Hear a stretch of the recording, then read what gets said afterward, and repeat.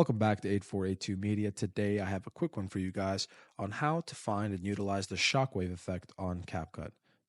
So initially what you're going to want to do is go up to Media, click and drag your clip to the timeline. It's going to look like this.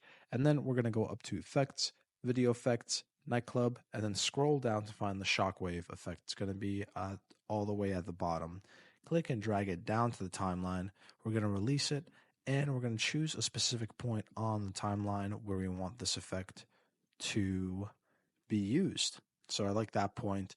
And now before we play it, we can actually, with the effect being highlighted, go up to the special effects tab and we can mess with the speed and add keyframes. So we can actually increase the speed a little bit. So we'll do that. And let's play it.